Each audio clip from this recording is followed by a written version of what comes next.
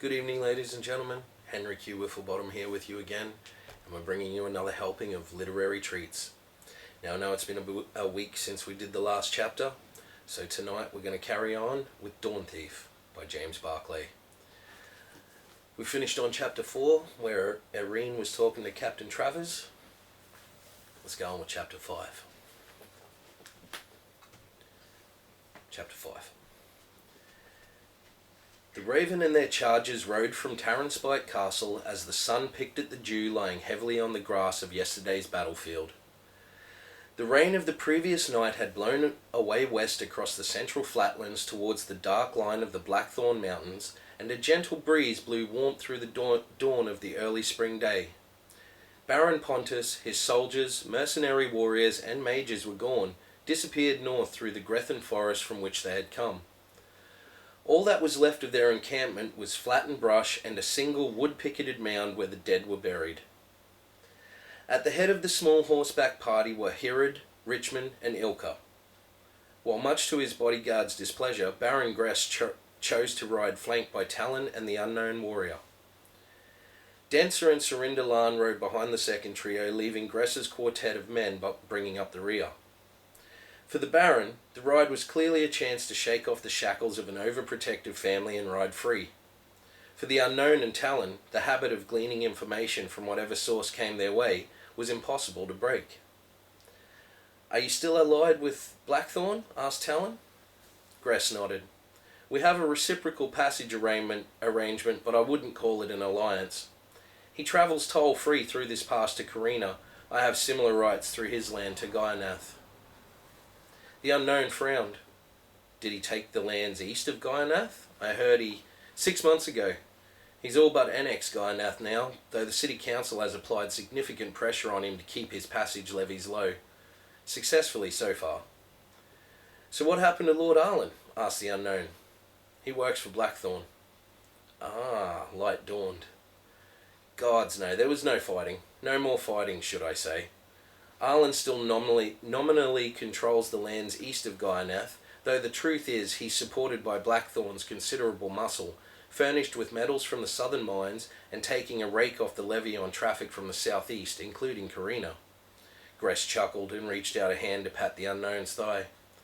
"If I were you, I'd cross Arlen off my list of potential employers. Blackthorn has all the finance around Guyanath now." "Anyone else we can strike off?" Talon asked. "Not me," said Gress. "Pontus hasn't finished yet, I'm sure. He's either already planning another strike on Taraspike, or hoping I'll over-fortify there and leave myself open to him further west." "Well, if you need us, get in early," said the unknown. "Very early," said Talon. "Heard a rumour you lot might be hanging up your leather," said Gress, careful not to catch either man's eye.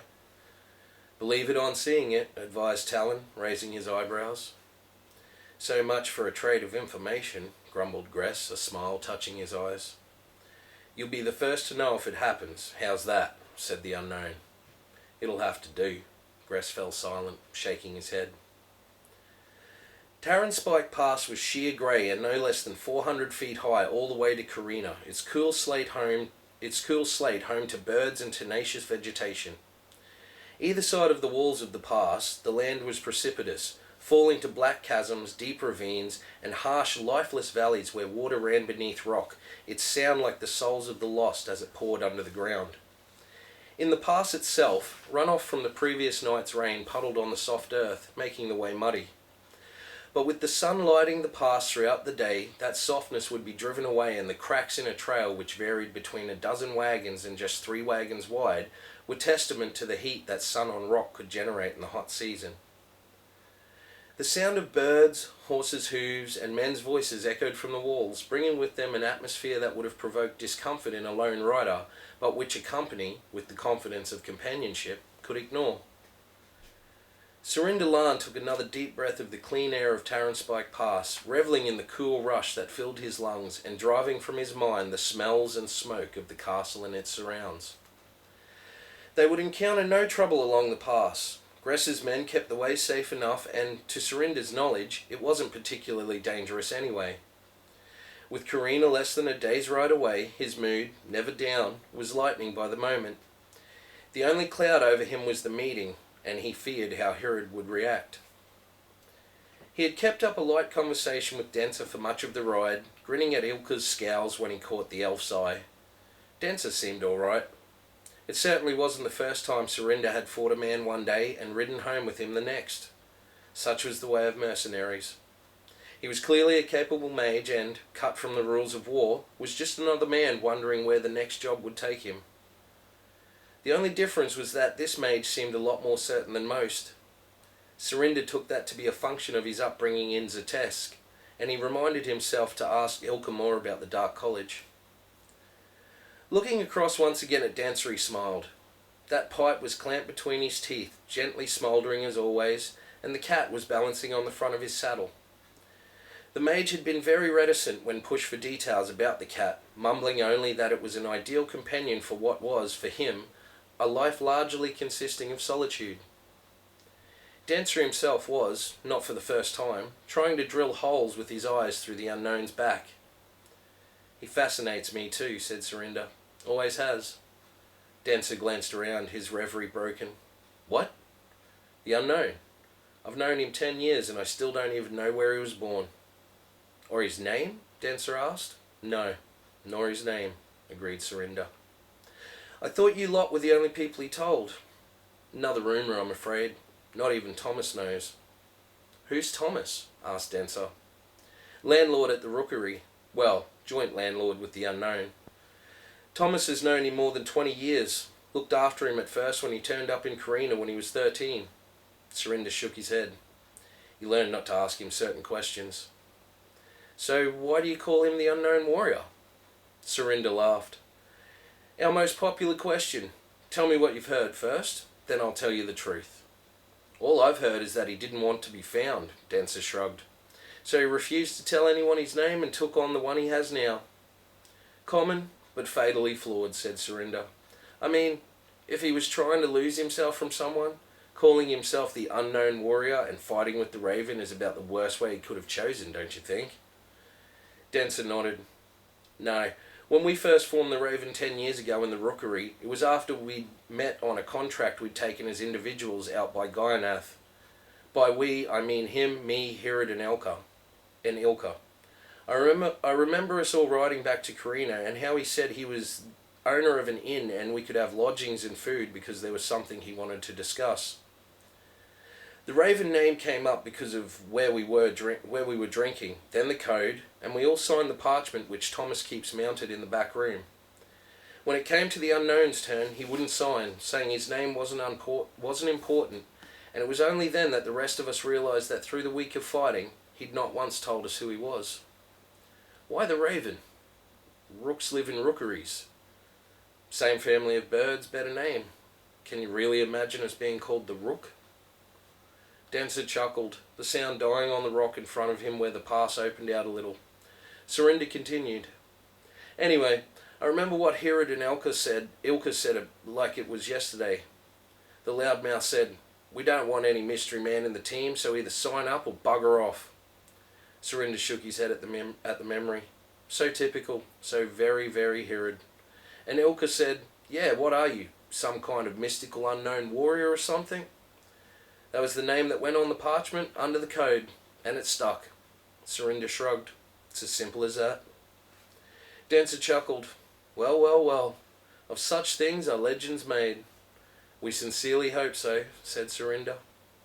But doesn't it fascinate you to know what his name really is and why he won't tell you? Asked Dancer, his tone serious again. I can't imagine why any man should claim his name wasn't important. Surinder turned in his saddle and put a finger to his lips. He lowered his voice. Yes, it did, and I suppose still does in moments when my mind wanders. Don't think we haven't asked him, got him drunk and tried to trick his name from him, refused to speak to his face, anything. But he won't let on, and if you press him he gets angry. You learn to keep your fascination to yourself. He is our friend. If he wishes to be private about something, even his name, we respect it. He is Raven. But he's hiding something from you, pushed Dancer. He's not telling you enough, said Surinder. It is his decision. Let it rest. But the look in Dancer's eyes suggested he might not. A flight of large grey-winged white gulls swept along the pass towards them, angling up away into the sunlight, their calls clattering into the clefts above. More birds, smaller, quicker, darker, rose in protest, their harsh calls scattering the flight, which reformed high above to continue its journey west. With a loud fluttering of wings, the birds of prey returned to the cliffs, the nests and chicks protected from the marauding carrion gulls. Gress followed the exchange, straining his neck upwards before turning to the unknown. "Tell me, did Blackthorn show any concern about the Westman rumours?" "I think you have an overblown view of our importance," replied the unknown. "Mercenaries don't get to talk to Baron Blackthorn." Gress turned in his saddle and fixed the unknown warrior with his bright eyes. "Unknown, I am the oldest Baron, and I have overblown views about very few things. The Raven's reputation and importance are not among them. I also speak to Blackthorn on occasion, and know he enjoys your company. So talk to him again." "He is 250 miles southwest of here, so I am asking you," said Gress testily. "You aren't telling me everything." The unknown glanced across at Talon, who shrugged his shoulders. The party were moving at an easy trot, and Denser was some way behind them, still chatting to Surinder. 6 months ago, when you say Arlen sold out to Blackthorn, we were in eastern Beliar, assessing the Westman threat," said the unknown. Gress punched the pommel of his saddle. "I knew there was more, sly bastard." "Just made good sense," said Talon. "Let's face it, if the Westmen invade through Understone Pass and head south rather than north, Blackthorn will catch it rather than the colleges, at least to begin with. The same goes for an invasion across the Bay of Guyanath, which would leave them only 5 days from the city itself and a couple of hours from Blackthorn Castle." "And what did you see?" Ahead of them, Herod called a halt, and the party reined in and dismounted for rest and food. It was shortly past midday, and the pass was heating up pleasantly. They had stopped in a natural bowl where the rock was scooped out on either side, focusing the strength of the sun. "Nothing to back up anything you've heard," Talon shrugged, dusted off a rock with a gauntleted hand, and sat down. To his left, Gress's bodyguard set about lighting a fire, gathering armfuls of the thick dry scrub that clung to the base of the pass the whole of its length. "We went through the pass as guard to a Blackthorn wine convoy heading for Lanou.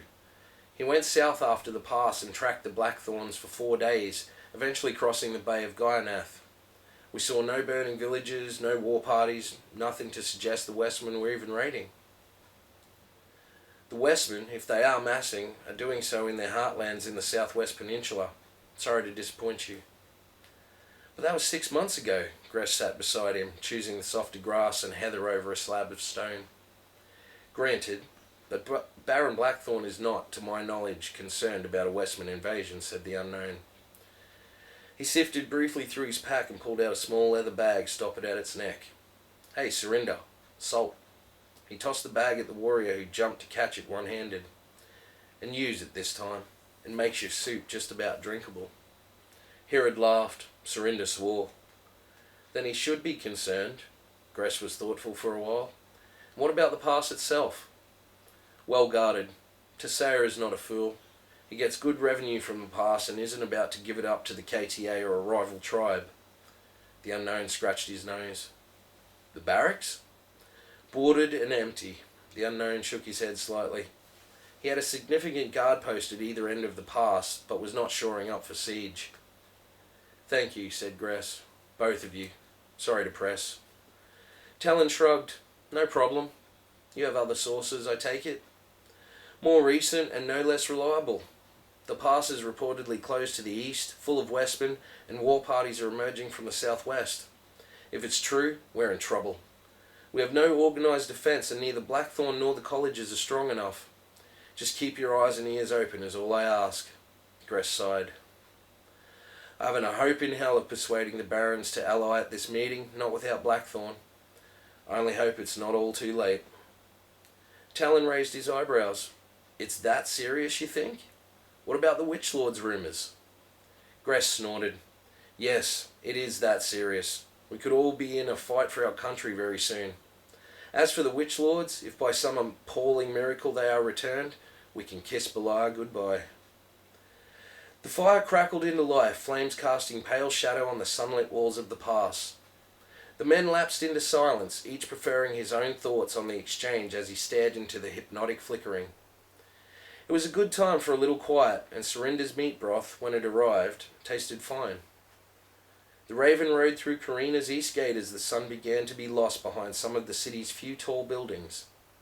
Where some were stopped and questioned, if not searched, the Raven were, as always, simply waved through to the crowded cobbled streets of Karina's late afternoon trading. "Now that's an advantage of being us," remarked Serinda. "And there aren't as many as you'd think." Denser said nothing. Shortly after their entry into the city, Gress and his men made their goodbyes and headed south towards the offices of the Carina Trade Alliance and the tightly guarded apartments the barons found it necessary to maintain. Carina was the capital city of Eastern Belia, boasting a stable population of somewhere around 250,000, which swelled to as many as 300,000 at festival and principal trading times. Most of the latter were dictated by the arrival of merchant fleets from the lands to the east and south of the northern continent. Carina sat at the head of the River Kor estuary and had developed safe deep-water ports that attracted southern traders away from the shorter but less profitable journey to Guyanath. The city was characterized by its sturdy, sprawling low buildings, a legacy of the high winds and hurricanes that periodically swept along the estuary as the season changed from winter to the warmer weather of spring.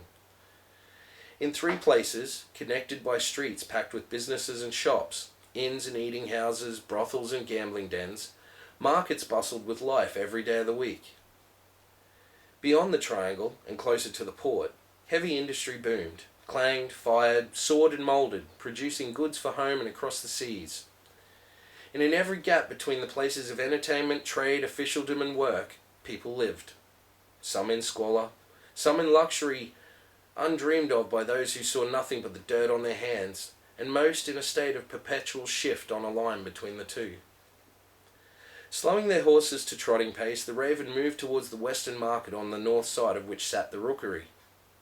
The streets were full of people, carts and animals, and mixed with them, the fresh, foul and fetid smells blew with the noise of the city on a steady inshore breeze. Stalls, wagons, hand-baskets and shoulder-slung trays offered everything from fine cloth shipped in from the distant elven southern lands, through pottery, iron and steel wares forged and cast in the foundries and kilns of Carina and Jaden, to meats, vegetables and pastries prepared in kitchens scattered all over the city, some clean, many squalid and filthy. The barrage of trade was held in the single language of hard currency, and everywhere silver and bronze glinted in the reddening sunlight as it changed hands. Mercifully, much of the traffic was moving in the opposite direction to their travel as the trading day waned. But the cobbled market square itself was packed with stalls between which the Raven had to pick. Speech was pointless, and the unknown led them in single file towards the rookery and the quiet of the inn's back room that was their sanctuary after battle. Thomas's son, Rob, a youth forever in awe of the mercenaries, took their horses to the stables, and the saddle-stiff companions went inside. "Hello, boy!" Thomas's shout greeted the unknown from behind the bar. It was what the innkeeper always called him, saying that unknown made him sound like a stranger. The rookery was perhaps a quarter full, reflecting the time of day. It was a large inn, 30 tables spread widely around a low-roofed, oak-pillared room. The bar was directly opposite the door, and ran in a quarter circle from right to left, finishing by doors to kitchens, back room, and the upstairs. On the right was the rookery's open fire. Books ranged over the walls on 3 sides, and reds and greys complemented the lanterns to give a warming atmosphere. "Hello, Thomas." There was a wariness in the unknown's tone. "Go straight through," said Thomas, a tall balding man in his late 40s. "I'll bring in some wine, ale and coffee. Maris is just firing the ovens. He frowned, stopped speaking, his eyes flicking over the Raven, pausing briefly on Denser, then moving on. The unknown nodded, walked to the bar and laid a hand on Thomas's arm. "There'll be a party in here tonight. We have much to celebrate, much to remember, and Ras to mourn." Nothing more was said, and the Raven filed past Thomas into the back room, each man nodding or smiling his greeting. 3 things characterised the back room: the Raven symbol and crossed short swords above the fireplace, its long banqueting table set with 7 places which stood by large double doors in the far wall, and its exquisitely sewn soft chairs and sofas. It was into these that the Ravens sank their grateful sighs, giving way to silence.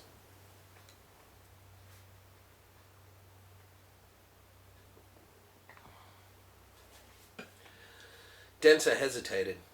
There were 10 seats in all. Eventually he moved to a plainer, red-upholstered chair nearest the unlit fire. "Not there." Talon's voice stopped him in his tracks. Ras sat there. "Sit on Thomas's sofa if you must. I expect he won't mind." Denser sat. "Now then," said the unknown, turning to the dark mage. "First things first. How long before we are likely to see payment?" "Well, as I explained to Ilka, the amulet is primarily a research tool, and we won't be looking to sell it for some months. However, we will set a minimum price, and I can advance you 5% of that figure, say 200,000 true silver." The unknown glanced quickly around the Raven. There were no dissenters. "Good enough. Our money is lodged in the Central Reserve. Your payment needs to be made there within a week." Denser nodded. "I'll be there tomorrow. Now, if you'll excuse me, I need a bath." He made to leave. The unknown stopped him. "Where are you staying?" "I hadn't given it any thought." "Get Thomas to make up a room. There'll be no charge." "That's very good of you. Thank you." Denser seemed a little confused, though he smiled. "And if you're up to it, come to the party. You financed it after all. Main bar. Dusk." Denser nodded. "Just one more thing. Ilka? A foretell, please." Ilka nodded, the ghost of good humour touching his face as he stood up and walked over to Denser. "What do you need?" asked Denser. "Not much," said Ilka. "It's a very general spell, single trade only. I'm merely looking for honesty. When I touch you, just answer the question I ask, yes or no." Ilka closed his eyes and uttered a short incantation. His right hand made a pass in front of his eyes, mouth and heart before he placed it on Denser's shoulder. "Will 200,000 true silver be deposited in the Raven account at the Central Reserve within a week from today?" "Yes." Ilka opened his eyes and then the door. "See you later." Denser left. Ilka pushed the door shut and glared at the unknown warrior. "Anything else you want us to give him? The freedom to use Gelatson blood to replenish his mana, perhaps?" The unknown said nothing. "I don't trust him," said Herod. "Why do you suppose he's staying here?" asked the unknown. "No, it's not the money," said Herod. "The foretell says he'll pay that. There's much more. Like why he agreed to pay us so much so readily. Let's face it, we'd have done the job for 2,000 each." "Why do you suppose he's staying here?" repeated the unknown. "If he's involved us in anything, I want to know where he is. That, Ilka, is why I want him downstairs tonight." "You expecting trouble?" asked Talon. "No." The unknown leaned back in his chair and stretched his legs. "But even so, short sword should be worn, and not just out of respect for Ras." "It's only now, isn't it?" Ilka had pulled the cork from a bottle of wine and poured himself a goblet. "What is?" Surinder motioned Ilka to do the same for him. The mage passed over his goblet and filled another. "Now you've stopped to think, now the glint of true silver has faded, you're all getting twitchy, aren't you?" He sat down in his chair. "Zetesk is dangerous. Nothing is ever what it seems. There's always a bigger story, and I for one don't believe anything he said about that amulet." "Why didn't you say?" "Oh, and you'd have listened, would you, Herod?" snapped Ilka. 250,000 for a day's ride versus me? Don't shovel it my way." "I don't see the problem," said Richmond. "We're here, we're safe, the money will be paid. We've brought ourselves more choice." "If we live to enjoy it," muttered Ilka. "You're overreacting," said Surinder. "You don't know them," Ilka spoke slowly. "I do. If he's involved us in something, we're expendable. Zetesk doesn't have any code and they don't follow any rules." He paused. "Look, all All I'm saying is be careful around Denser. We may well have got away with this one, but we'll just have to wait and see. We don't have to work for Zatesk again, said Herod eventually. Too right we don't, replied Ilka. We don't have to work for anyone again. Silence followed Talon's words. Herod rose stiffly and walked to the table which carried the drinks. He poured himself wine and brought the bottle, another and more cups back to the fireplace. Those without helped themselves. We didn't have to work for anyone before, but I know what Talon means, said the unknown.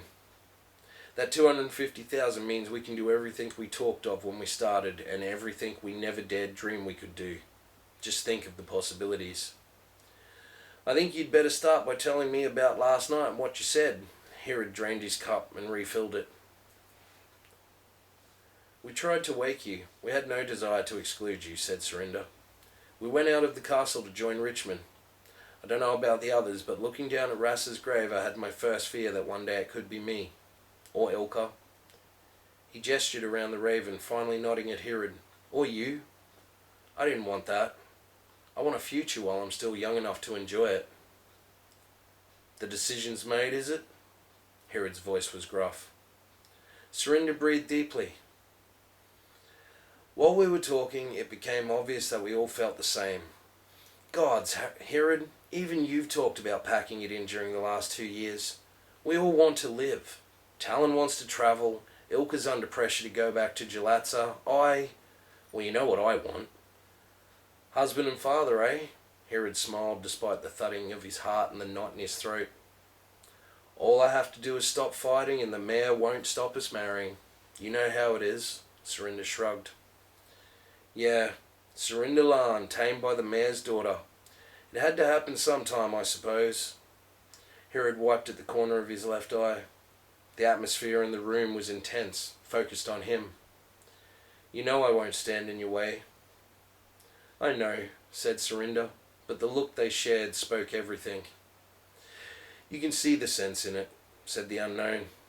Herod stared at him blankly. Gods, Herod, I've been half owner of this inn for 12 years and I've served behind the bar 12 times if I'm lucky. And what about you? The barbarian turned his attention to Richmond. Before yesterday I wasn't sure, said the blonde warrior. But I'm tired, Herod. Even standing waiting for something to happen is tiring. He stopped and rubbed his brow with 3 fingers. Yesterday I made a mistake I'll have to carry to my grave. And right now, I'm not sure I trust myself to fight in line, and I'd be surprised if you did. Any of you. Another silence. Long. Herod stared around the Raven, but no one said any more. It's unbelievable, said Herod. 10 years. 10 years, and yet you've made the biggest decision of our lives, my life, while I was sleeping. He was too angry even to shout, and his voice held calm. But at the same time, he knew it wasn't anger. It was a deep and bitter disappointment. The inevitable result of the formation of the Raven. The split. The funny thing was that, at the outset, Herod never thought he'd survive this long. The future had been meaningless, until now. Now it crashed over his head and he found he was frightened of it. Very frightened. Sorry, Herod. I just wanted someone to ask my opinion, Surinder. I know, but the decision wasn't taken last night, just confirmed. You didn't ask me. Herod got up and moved to the door. He needed a few drinks and to laugh. Tell you what, he said. You retired folk fund the party and I'll try to forgive you. Stillion's eyes blazed and his face reddened. In the holding chamber beneath his tower, the 3 mages cowered where they sat, too exhausted to stand in respect of their lord. Tell me again. Stillion spoke low and quiet, the power of his voice filling the small chamber. We were only sure 3 hours ago, and even then we had to make our final fail-safe check. We didn't want to cause concern until we had absolute proof, said one, an old mage whose life had been devoted to his single task. Concern? Echoed Stillion, voice cracking ever so slightly. The greatest evil in Beliar's history has gone missing? Causing me concern is the least of your worries, believe me. The three mages exchanged glances. Not just missing, my lord. Not only are they not in the cage, we don't believe they reside in interdimensional space either. The old mage swallowed. We believe that their essence and souls have returned to Belial. The silence which followed dragged at the ears. Stillion's breath hissed between his teeth. He took in the small chamber, its sketches and maps of dimensional space and spell result equation covering every wall. Notebooks were scattered on the single pitted wooden desk. The chairs, arranged in a loose crescent, each contained a terrified mage looking up at him as he stood near the door, Naya at one shoulder, Larian at the other. He wouldn't look left or right. He didn't have to. The impact of what they had just heard sent ripples through the mana trails. How long have they been gone? He asked. It was the question they were dreading. We can't be sure, managed the old mage. Stillion pinned him with his eyes. I beg your pardon? They looked from one to another. Eventually a younger woman spoke. It has always been the way of the Watchers, my lord, she said. The spells are cast and the calculations made every 3 months when certain alignments offer us more accuracy. Stillion didn't take his gaze from the old man. Are you telling me that the Witch Lords could have been in Belial up to 3 months ago? They were in the cage last casting, said the woman. They aren't there now. Yes or no? Stillion almost believed he could hear their hearts pounding, then realized it was his own sounding in his ears and throat. Yes. The old man looked away, tears in his eyes. Stillion nodded. Very well, he said. Clear the room, your work is finished. He turned to Naya. We've no choice. Contact the colleges, but say nothing of events here or at Tarrenspike Castle. We must have a meeting at Trivern Lake. Now. I wouldn't have believed it unless I'd smelled it with my own nose, said Surinder. He was standing close to Hirad at the bar of the rookery, appraising the barbarian's clothes. Leather trousers, a close-fitting dark shirt that showed off his upper body to good advantage, and a studded belt on which hung his scabbarded short sword. Ilka was with them, dressed in a black-edged yellow shirt and leather trousers, and behind the bar stood the unknown in a plain white shirt and similar leggings to his friends.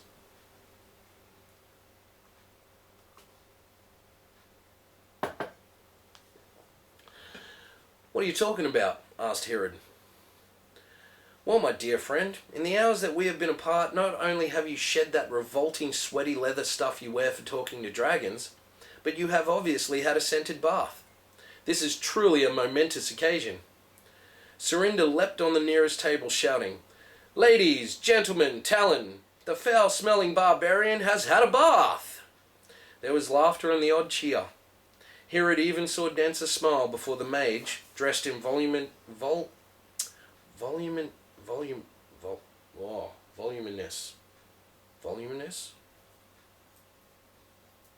large black shirt and trousers, returned to stroking his cat and gazing into the fire as he sat in an armchair close to the flames.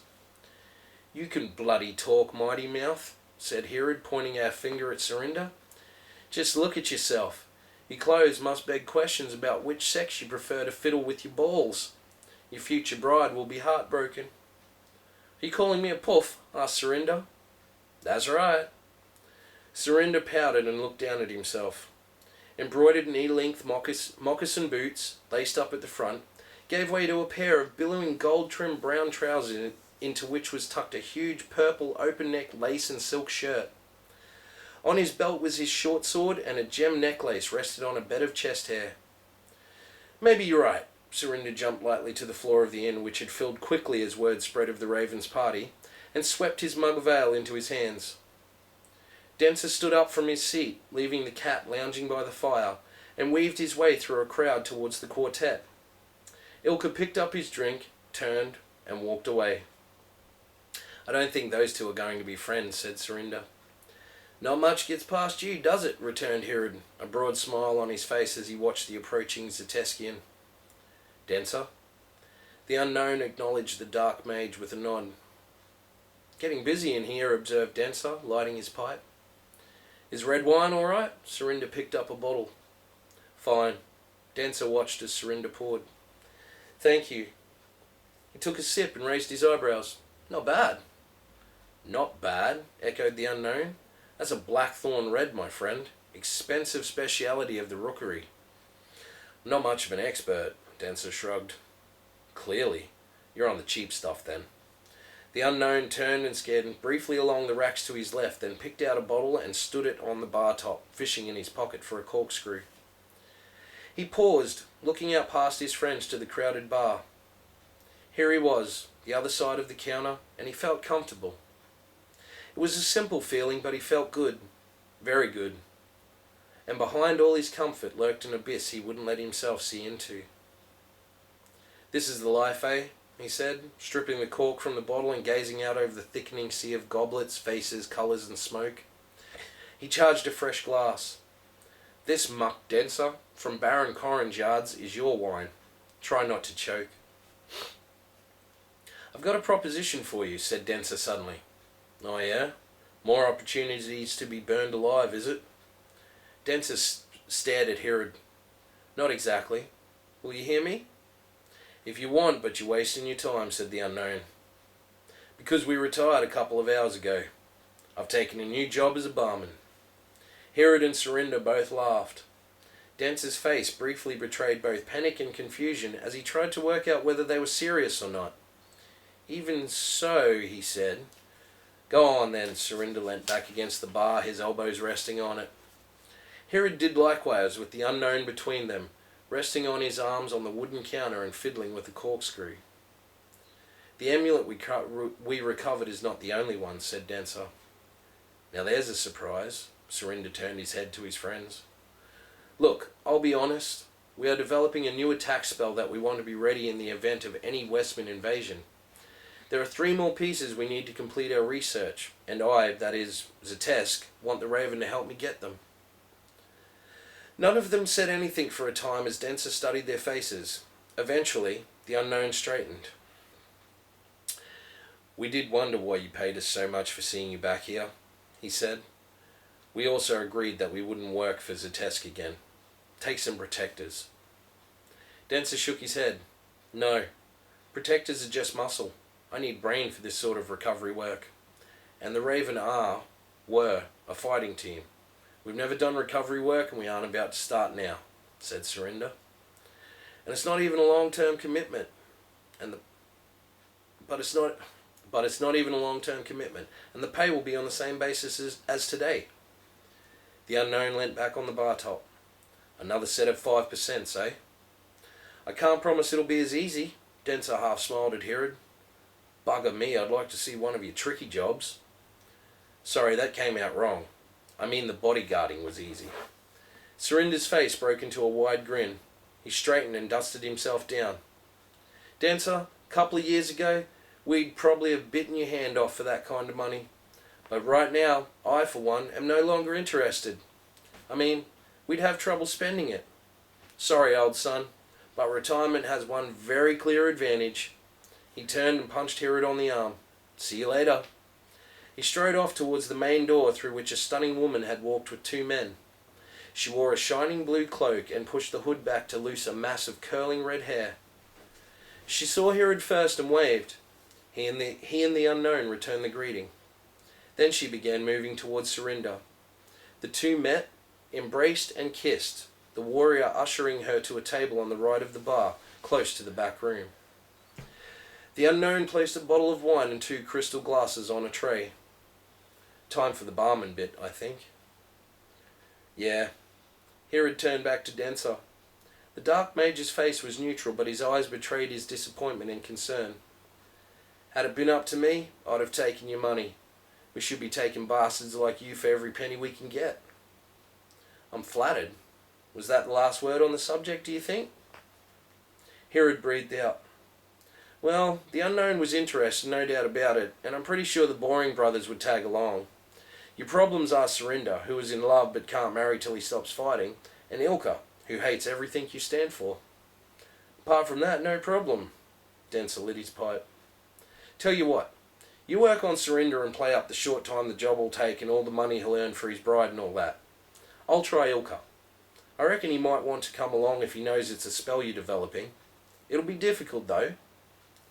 And if you can't persuade him, then it's no go. The raven never work apart. I see. Good. Right, where is he then? Denser indicated the centre of the bar. Ilka was talking to the cloth merchant, Brack, and a couple of decent-looking women. I could get my leg over if nothing else, Herod said, then shouted, Hey, Ilks! Need more drink? Ilka nodded. The barbarian picked up a jug and shouldered his way through the crowded inn. Herod, good to see ya. You never were a good liar, Brack. Drink? The merchant held up his goblet. Herod filled it and Ilka's. I need to borrow Ilka for a moment, ladies, but I promise we'll be back very soon. Ilka looked askance at the barbarian, but allowed himself to be led in the direction of the bar. Herod saw Denser standing at Serinda's table and was surprised to see Lan get up and follow the dark mage over to the fire. The man must have extraordinary powers of persuasion. He was not sure that he'd have been so lucky so soon after the two lovers had sat down. So what did Denser have to say? 750,000, Ilka. 3 jobs, short term. Ilka shook his head. You know something, Herod? I'm surprised at you. And I'm disappointed that after 10 years you don't know me well enough not to ask. But, look, I've said all I have to say. I will not work for or with Satesk. They cannot be trusted. I don't care how much he is offering, because it won't be enough. Herod chewed his lip. Look, Ilka, why not think of it as just taking even more money from them? Give it all to Gelatza if it bothers you, but I thought you'd want to keep your eye on what Satesk is doing. Ilka frowned. What exactly is Denser asking us to do? Herod beckoned him close.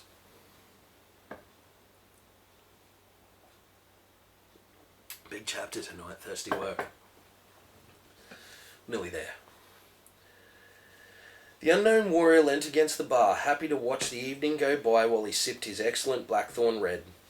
He shifted slightly, moving the elbow of his white shirt out of a puddle of liquid on the bar top. Surveying the bar, he could have stepped 10 years back in time. Talon and Richmond, the boring brothers as Herod liked to call them, were sitting together saying nothing to anyone and running their fingers around the rims of their goblets. Herod and Ilka were standing a few yards away. They were talking alone and intently. He smiled and shook his head, took another sip from his glass and refilled it from the bottle on the bar. His eyes eventually came to rest on the fireplace and the pair sitting in armchairs either side of it talking to each other. His smile faded. Denser. The Major's head was clearly hidden by the wings of his chair, but he could see the cat and the inevitable hand stroking its back. The sooner he was gone, the better. The unknown hated feeling he was being lied to. Serinda, it appeared, was on good form. His eyes were bright in the firelight, and his clothes made him a focus of attention for more than one of the women in the room. Indeed, the unknown could see one eyeing him up now. She was standing near the door. Lucky bastard. He never had to work at it. They just fell at his feet and then into his bed. He wondered if Sana knew just how envied she was. At the moment, though, she was looking a little irritated as she sat with her bodyguards at the table Serinda had recently abandoned. The woman by the door started moving towards the fireplace. She had long auburn hair pinned back away from her eyes but bouncing about her neck, one side of which carried a black mark. Her tall, slim figure was tied into cloth trousers, dark shirt, and tight leather jerkin. A deep red cloak was fastened about her neck. The unknown shook his head. The attraction of Serinda was seemingly irresistible whether his betrothed was present or not, and he found himself feeling a little envious. No, very envious. Turning past a knot of market tradesmen clashing their tankards together and roaring a toast, the woman's eyes crossed the unknown's and the warrior's blood ran cold. Inside a pale face with full lips and an exquisite nose, those eyes were flat, dark, and brimful of malice. His gaze switched automatically to her hands and he caught a glint of steel.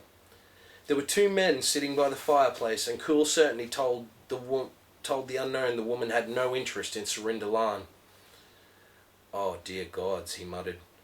He loosened his short sword in its scabbard, ducked under the bar top, and began pushing his way through the throng. Serinda! Serinda, guard yourself now, he yelled. He flicked a gaze to the woman who was breasting her way quickly towards the fireplace. "Surinder! To your left, damn it, your left!" Surinder looked over at him, frowning as someone moved in front of him. "Out of my bloody way! Surinder! Woman! Red cloak, red brown hair, long to your left!" The unknown's heart was racing. He sensed a change in the atmosphere in the bar, saw the woman, dagger now in hand, moving swiftly towards her quarry. She was close. She was too close, and Surinder, looking about him with his hand straying to his sword hilt as he rose from his chair, hadn't seen her. The unknown wasn't going to make it. The assassin was almost on Surinder. "Stop her, Surinder! For God's sake, let me through!" And at last, Surinder, standing squarely in front of Denser, saw the assailant. As she attacked, he blocked the blow with his arm, the dagger slashing his sleeve and biting into his flesh. In the next instant, the unknown's blade crashed through the woman's shoulder. She died instantly, dropping to the ground without a sound, blood spraying into the fire where it hissed. The room fell instantly silent. People moved aside as Herod, Ilka, Talon and Richmond hurried over to the fireplace. Surinder was sitting down again, his hand up by his face and his shirt rolled back to reveal the cut. It was deep and bleeding well. "Thanks, unknown. I didn't see her. What is it?" The unknown was kneeling by the woman's body and had picked up her dagger by its hilt, examining the blade. No, shit!" he said and rubbed his free hand across his head. "Unknown?" asked Herod. The unknown looked briefly at the barbarian. There were tears standing in his eyes. He shook his head and turned back to Surinder. "I'm sorry, Surinder. I was too slow. I'm sorry." "Will you tell me what the hell you're talking about, unknown?" Surinder smiled, then gagged suddenly. "Gods, I don't..." He turned aside and vomited into the fire. "I'm cold," he said. His voice was quiet, weak. His eyes, suddenly red, turned scared to Herod, who pushed the unknown away and crouched by his chair. "Help me." "What's happening?" Herod's heart was thumping in his chest. "What is it?" He felt a hand on his shoulder. "He's poisoned, Herod. It's a nerve toxin," said the unknown. "Get a healer then!" Herod shouted. "Get one now!" The hand merely tightened its grip. "It's too late. He's dying." "No, he isn't," grated Herod. Surinder turned a sweat-covered face to his friend and smiled through the shivers coursing his body, tears falling on his cheeks. "Don't let me die, Herod. We're all going to live." "Keep calm, Surinder. Breathe easy. You'll be all right." Surinder nodded. "It's so cold. I'll just..." His voice faded and his eyes slipped shut. Herod grabbed Surinder's face with both hands. It was hot and slick with sweat. "Stay with me, Lan! Don't you leave me!" Surinder's eyelids fluttered open and his hands covered Herod's. They were so cold the barbarian flinched. "Sorry, Herod. I can't. Sorry, Herod." The hand slipped to his sides, his eyes closed, and he died. And that's the end of chapter 5. Well, that was a long chapter tonight. I hope you did enjoy it. I mean, people think a lot of main characters died in Game of Thrones. Wow. Yeah. So, well look, tune in for the tomorrow night's chapter. We'll see where they go from here. Please leave us a like, a comment, subscribe, share, whatever you want to do. Please look at our other series of literary treats. I'm also reading The Dark Tower by Stephen King. We're just on volume 1 at the moment, The Gunslinger. Tonight's music plug. Static X. Their first album called Wisconsin Death Trip from 1999. Check out a song called I'm With Stupid. Fucking brilliant. So, well, hope everyone enjoyed that and have a good night. Henry Q. Wifflebottom signing off.